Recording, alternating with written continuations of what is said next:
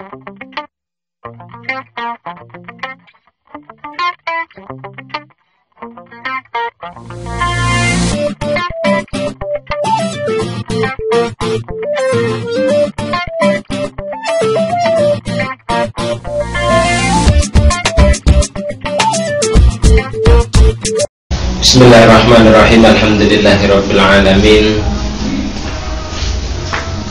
Sayyidina Muhammadin Rasulullah sallallahu alaihi wasallam alihi wa nabiyyi wa mursalin wa sahabati wa qarabati tabi'in bi ihsan ila yaumiddin wa nabi rahmatika ya arhamar rahimin. Al-Fatihah. Iyyaka na'budu wa iyyaka nasta'in. Ihdinas siratal mustaqim siratal ladzina an'amta 'alaihim ghairil maghdubi 'alaihim waladdallin.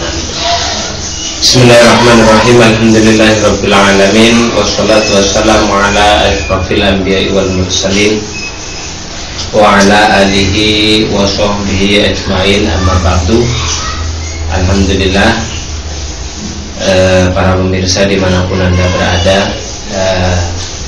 segala puji bagi Allah yang telah memberikan kesempatan kepada kita untuk tetap bisa melanjutkan pengajian kita, yaitu kitab Safinatun Najah, yang mana kemarin sudah saya katakan. Pada kesempatan kali ini saya akan coba mengulas kembali. Sebelum kita meneruskan kajian kemarin, saya coba akan mengulangi tentang makna lafaz la ilaha illallah.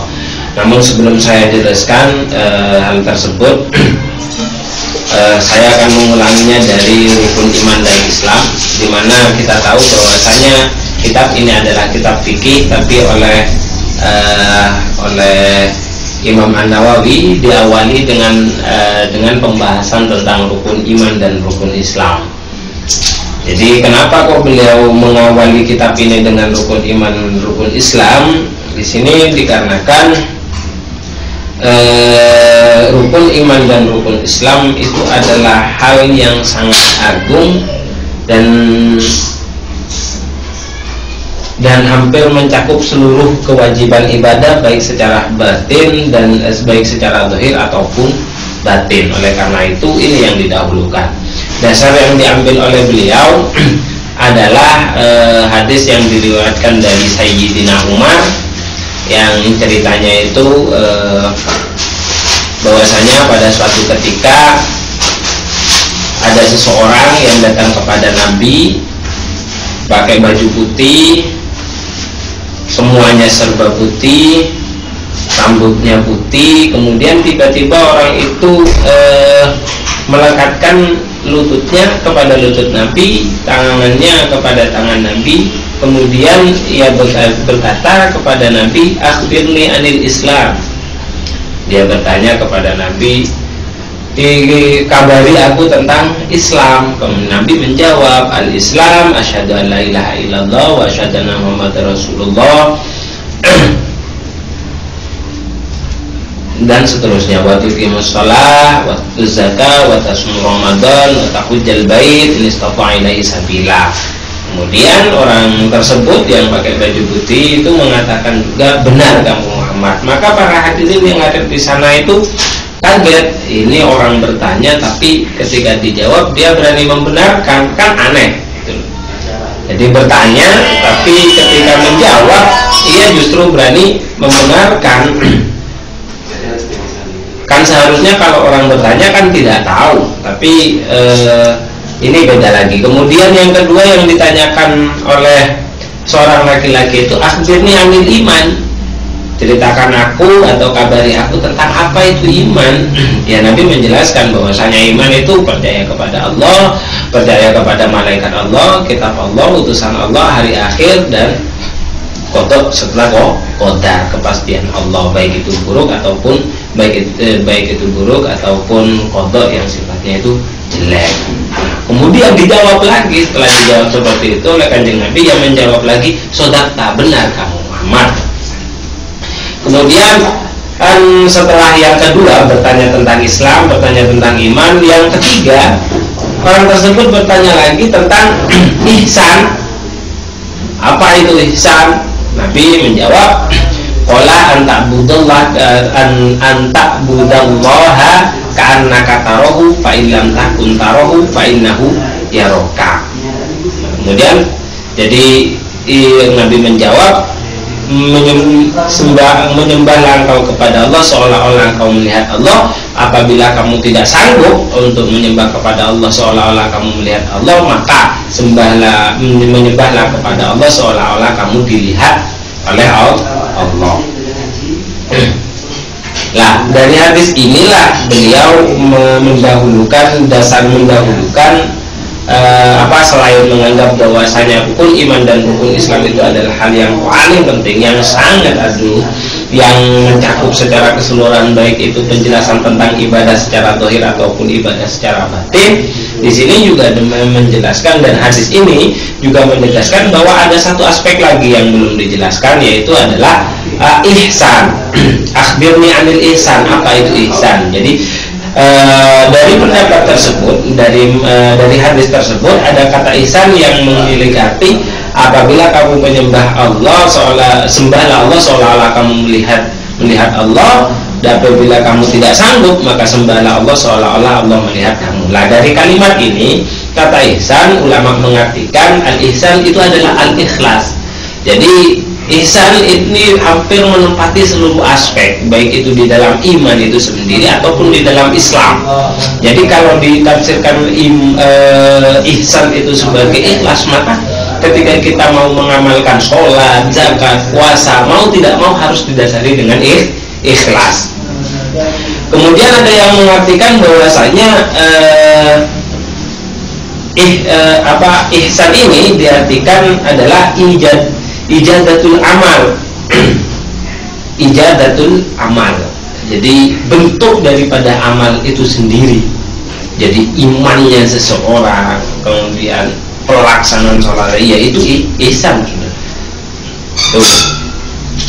Lah kemudian mengenai pembahasan bahwasanya kita ada kata Nabi mengenai ihsan, apabila kamu mengabdi kepada Allah, anta'budallaha ka'annaka tarahu fa in lam takun tarahu fa innahu yaraka.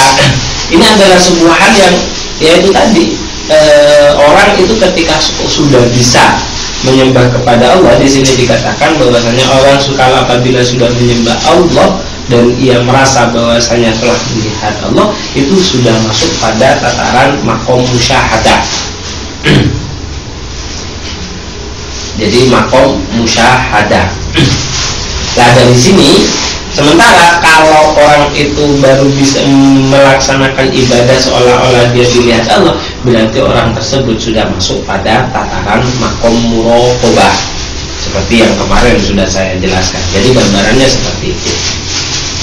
Nah, kemudian ada yang kita tahu dari hadis ini, ada penjelasan tentang iman, ada penjelasan tentang Islam, ada penjelasan tentang ihsan. Nah, dari sini pula bisa diambil sebuah penjelasan bahwasanya setiap hamba dalam mengabdi kepada Allah itu memiliki 3 tingkatan. Ada yang pertama, ia bisa melaksanakan seluruh rentetan amal ibadah yang telah diwajibkan kepadanya, hanya sebatas untuk menggugurkan tuntutan. Jadi hanya sebatas menggugurkan tuntutan. Kemudian yang kedua, ada kalanya dia itu melaksanakan seluruh rentetan amal ibadah yang telah diwajibkan kepadanya, tapi juga dia sudah masuk pada tataran selain gugur tuntutan atau gugur kewajiban, tapi dia sudah bisa merasakan, menikmati, atau dia sudah tenggelam dalam lautan mukasyafah, sehingga menyebabkan dia seolah-olah sudah melihat Allah, gitu, seolah-olah dia melihat Allah. Dan ini dikatakan di sini, hal yang seperti ini itu maqam guru sallallahu alaihi wasallam. Jadi maqam Rasulullah, ketika Rasulullah melaksanakan seluruh rentetan ibadah, bukan hanya ibadah itu yang beliau lihat, tapi yang beliau tuju hanya semata-mata Allah Subhanahu wa ta'ala. Untuk menjelaskannya seperti apa, tentu saya tidak berhak untuk menjelaskan hal ini karena saya sendiri belum sampai pada tingkatan tersebut. Tapi yang jelas, yang tahapan yang kedua ini adalah orang yang sudah bisa melaksanakan rentetan ibadah dan seolah dia sudah bisa tenggelam dalam maqamul mukasyafah. Dan yang ketiga adalah dari hadis ini bisa disimpulkan bahwasanya manusia dalam beribadah itu dalam melaksanakan seluruh rentetan ibadahnya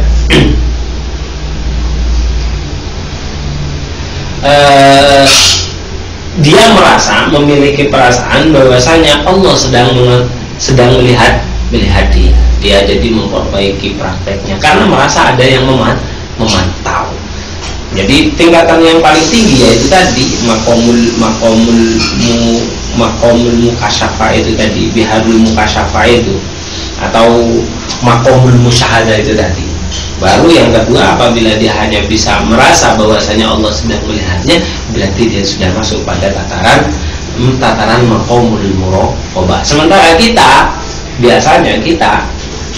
kita mungkin hanya sampai pada tahapan yang pertama, yaitu melaksanakan seluruh rentetan amal ibadah hanya sebatas menggugurkan kewajiban, belum sampai kepada kebutuhan, belum sampai kepada sesuatu, belum sampai pada merasa bahwasanya kita sedang dilihat oleh Allah Subhanahu wa Ta'ala. Jadi intinya, kenapa kok Kiai Musonif atau Imam An-Nawawi mendahulukan penjelasan tentang Islam, iman, kemudian baru masuk pada bab tentang fikih, maka dikarenakan yaitu tadi karena Islam, iman itu adalah penjelasan yang sangat agung dan harus dimiliki oleh semua orang muslim yang sudah mukallaf. Seperti itu. Nah, kemudian kita masuk pada bab berikutnya tentang makna la ilaha illallah. Kemarin saya jelaskan bahwasanya makna la ilaha illallah makna la ilaha illallah itu sendiri adalah tidak ada Tuhan yang wajib disembah dengan hak kecuali Allah, kan seperti itu. Nah, lafaz la ilaha illallah itu dikatakan sebagai miftahul jannah. Ada yang mengatakan lafaz la ilaha illallah itu adalah kuncinya surga. Hadisnya yaitu adalah man qala la ilaha illallah dakhalal jannah. Dan yang kedua adalah lafaz la ilaha illallah itu juga dikatakan sebagai kalimatut tauhid, karena sudah meniadakan ketuhanan yang lain yang wajib disembah hanya Allah Subhanahu wa Ta'ala. Dan juga kalimatul ikhlas dikatakan sebagai kalimatul ikhlas, kalimatun najah, itu nama lain daripada lafaz la ilaha illallah. Nah, lafaz la ilaha illallah ini di dalam Al-Quran dijelaskan ada sekitar 37 tempat, berada di 37 tempat. Coba dicek nanti. Sekarang kan sudah banyak yang bisa membantu kita untuk mengecek beberapa kalimat, bisa pakai Maktabah Syamilah. Coba lihat lafaz la ilaha illallah. Di sini itu dijelaskan bahwasanya lafaz la ilaha illallah itu disebutkan hampir di 37 tempat di dalam Al-Quran.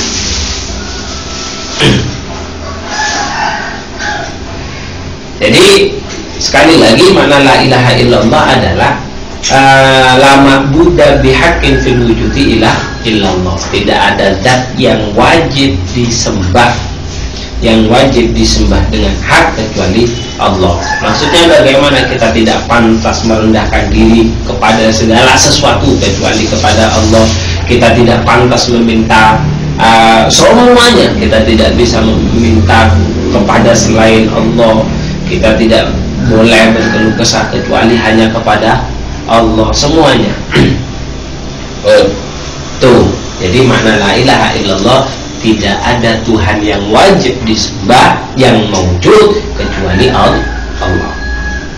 Kemudian keutamaan dari keutamaan atau fadilah dari lafaz la ilaha illallah ini cukup banyak sekali.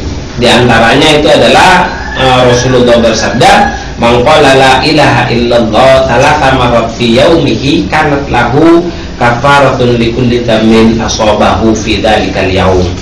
Yang artinya adalah barang siapa yang mengucapkan atau menzikirkan lafaz la ilaha illallah 3 kali dalam satu hari, fi kulli yaumihi, dalam setiap harinya, maka itu akan menjadi kafarat, pelebur dari dosa yang ia lakukan pada hari tersebut. Tuh. Dan juga diriwayatkan dari Ka'ab radhiyallahu an bahwasanya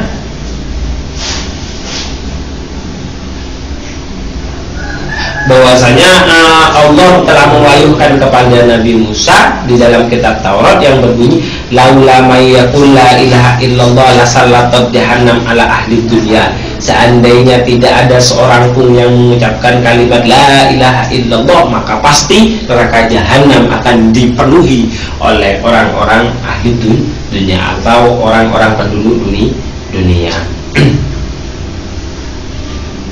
Sementara menurut Imam Syafi'i berpendapat bahwasanya afdalul iman, paling utamanya iman itu adalah wahwa qalbi, jadi imannya hati. Sementara afdalul kalam itu kalamullah. Dan afdalnya kalam Allah itu adalah Al-Qur'an. Sementara afdalul kalam setelah Al-Qur'an itu kalimat la ilaha illallah. Bahkan lafaz la ilaha illallah ini lebih utama daripada mengucapkan lafaz alhamdulillah. Kenapa? Karena kalau lafaz alhamdulillah itu hanya memuji kepada Allah, sementara lafaz la ilaha illallah itu bisa menafikan atau meniadakan sifat kekufuran yang ada di dalam diri manusia. Kemudian ada yang lebih bagus lagi pendapatnya. Artinya ini mungkin sebuah informasi tambahan. Sebagian ulama mengatakan bahwasanya di dalam kalimat la ilaha illallah itu ada 12 huruf. Pertama alif, ya, alif pada lafaz lain, lam dan alif ada 2. Terus kemudian alif lagi pada ilahun, alif lam ha. Terus alif lagi pada lafaz ilah, alif lam alif, terus kemudian alif lam ha, kan 12. Ada sekitar 12 huruf. Ini menandakan kata beliau, kata sebagian ulama itu menggunakan mengisyaratkan bahwasanya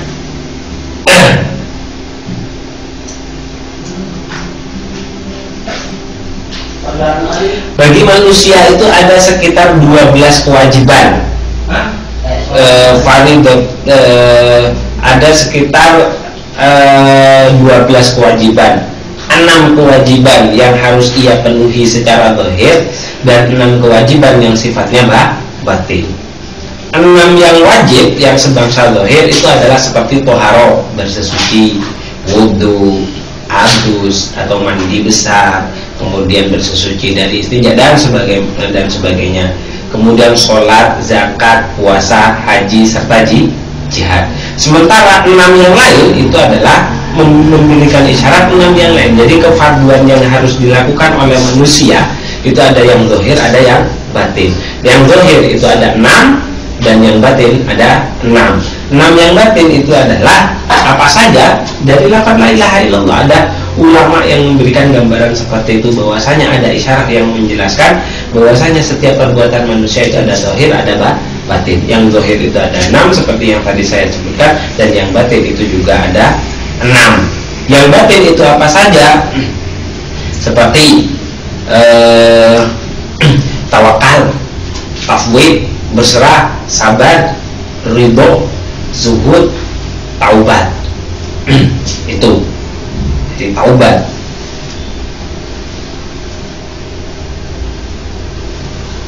Tuh. Kemudian penjelasan masing-masing apa yang dinamakan. Pertama tawakal. Apa itu tawakal? Tawakal itu adalah thiqatul qalbi bil wakilil haq. Jadi menggantungkan diri hanya kepada Allah Subhanahu wa ta'ala. Gambarannya bagaimana? Gambarannya adalah orang itu akan tetap tenang ketika dia akan tetap berpegang teguh kepada Allah Subhanahu wa ta'ala tatkala ia mengalami sebuah hal yang kebingungan dalam misal dalam masalah perekonomian atau hal-hal yang lain, dia tetap mau berpegang teguh kepada Allah. Aku yakin bahwasanya Allah pasti akan memberikan jalan keluar. Itu adalah gambaran-gambaran orang yang masih memiliki tawakal. Tawakal itu adalah, sekali lagi saya ulangi, thiqatul qalbi bil wakil al-haq. Jadi menggantungkannya hati hanya kepada Allah Subhanahu wa ta'ala.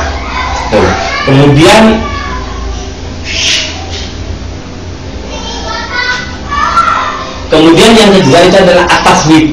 Taswib itu taslim.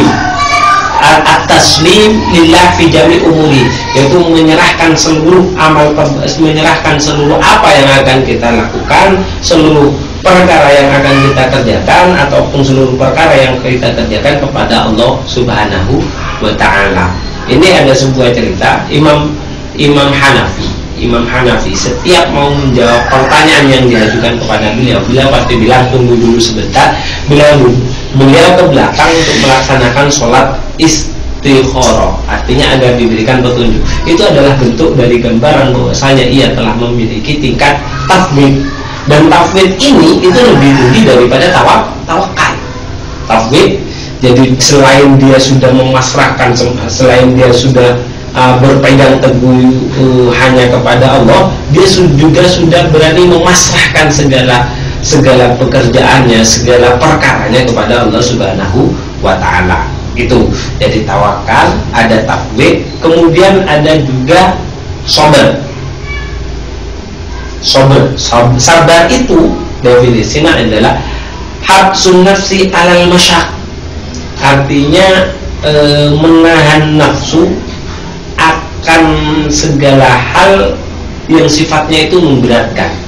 Berat dalam melaksanakan ibadah, kadang nafsu kita mengajak untuk malas, dia menahan untuk tidak malas. Sabar dalam melaksanakan ibadah, sabar dalam menerima ujian. Sabar itu ada dua, sabar dari melaksanakan ibadah dan sabar karena menerima ujian atau musibah.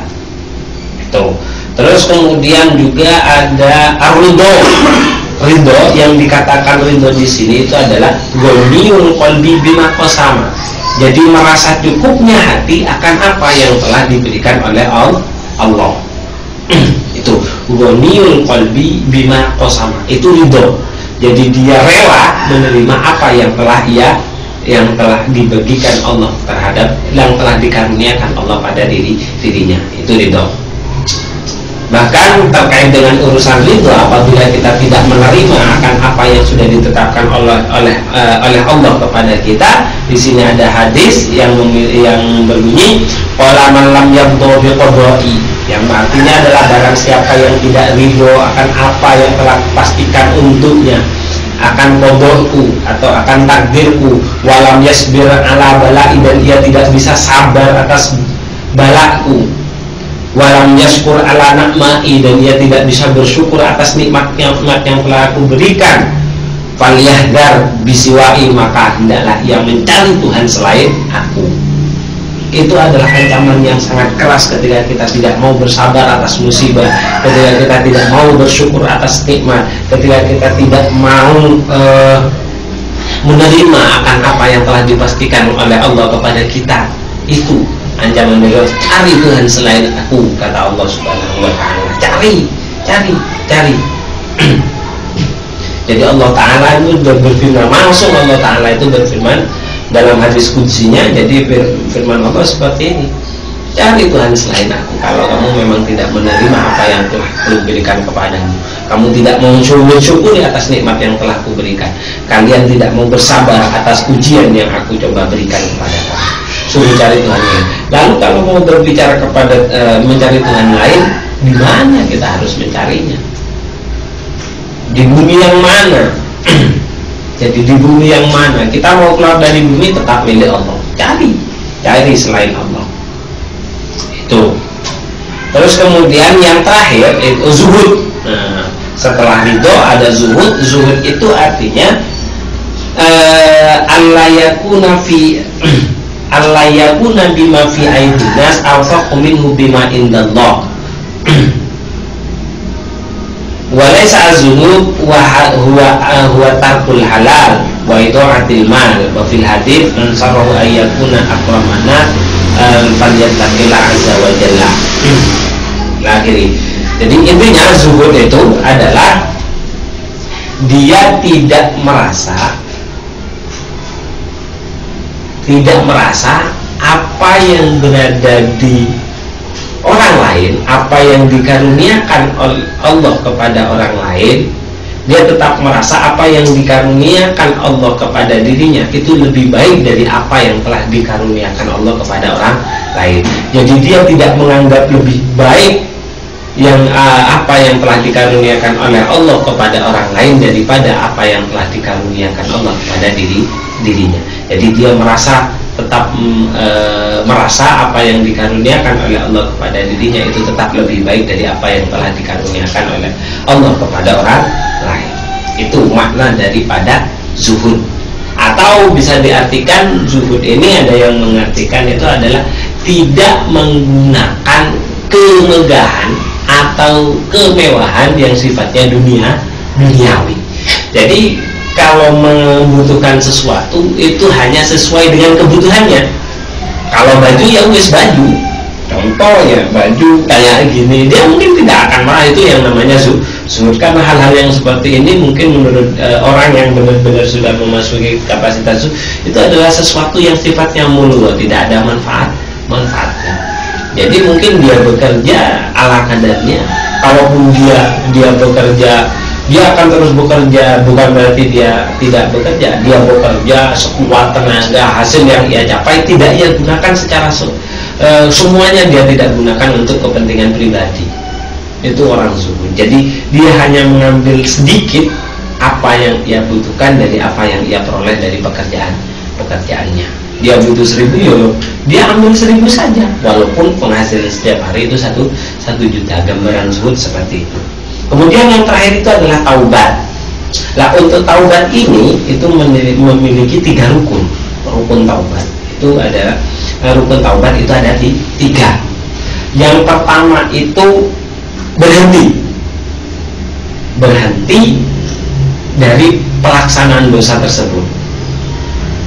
Jadi kalau dia bilang taubat, dia melakukan dosa, misal dia suka berjudi, dia bilang taubat tapi dia masih melaksanakan judi, itu masih belum terkategori taubat.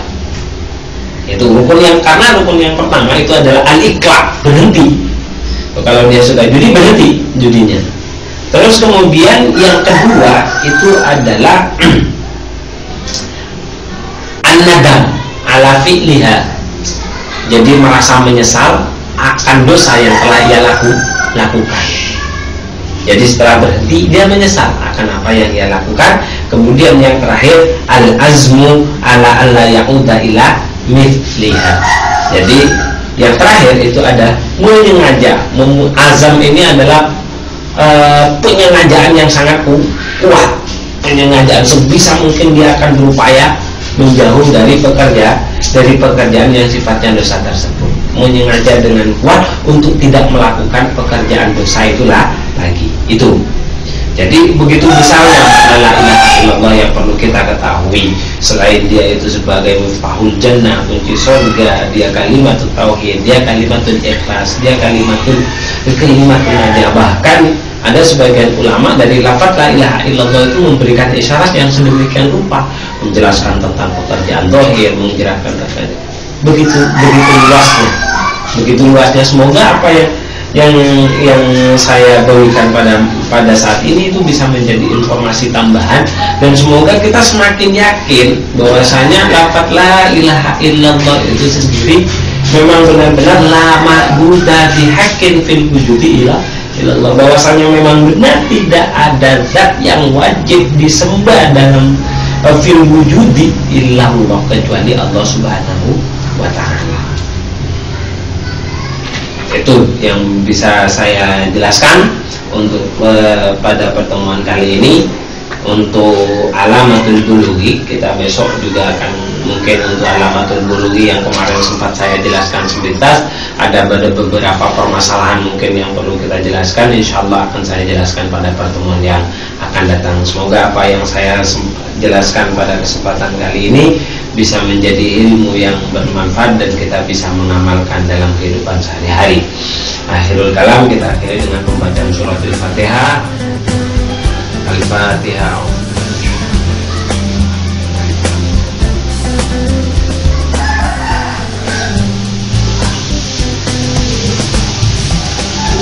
Akhirul kalam, Assalamualaikum warahmatullahi wabarakatuh.